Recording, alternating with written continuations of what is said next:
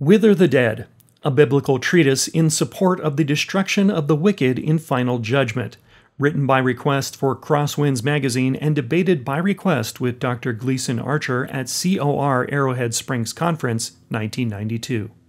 By Reverend D. Earl Cripe, read by Eric J. Miller.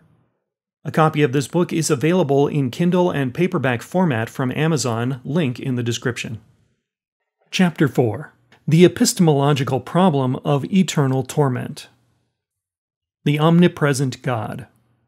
When confronted with 2 Thessalonians chapter 1 verses 8 through 10 and the eternal removal of the damned from the presence of God, which we ended the previous chapter discussing, some men would answer by saying that there is a place of outer darkness where God is not, nor ever has been, and will never go. This doctrine, which smacks of Karl Barth's dualism, denies the omnipresence of God. Footnote 30. Dualism. To Barth, there was an evil, non-existent existence, a non-created chaos, that pre-existed with God. Barth, Church Dogmatics, Volume 3, Part 1, page 112. It could not have been created by God because it was evil. The non-created non-reality exists by virtue of its being separated from God. Grundrise, page 65.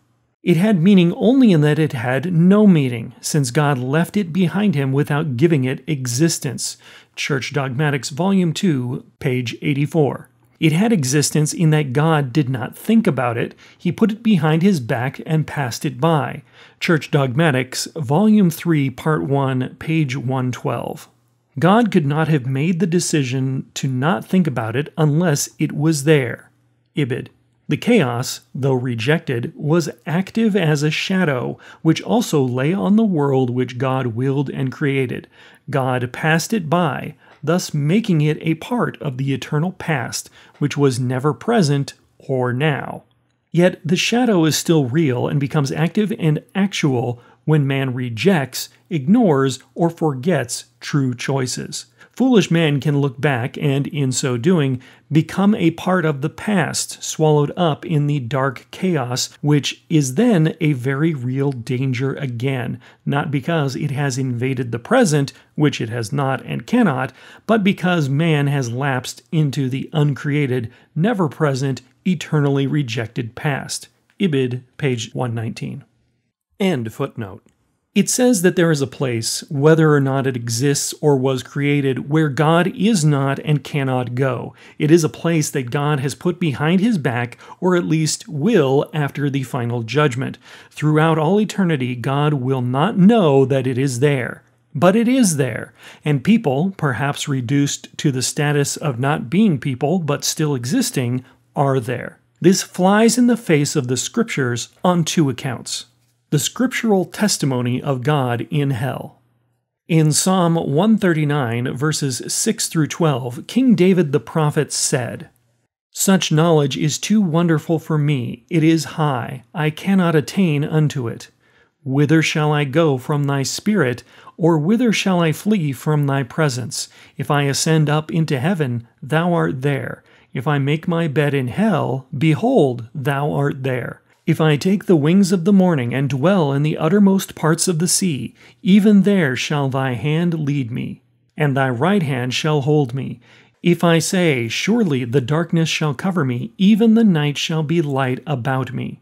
Yea, the darkness hideth not from thee, but the night shineth as the day. The darkness and the light are both alike to thee."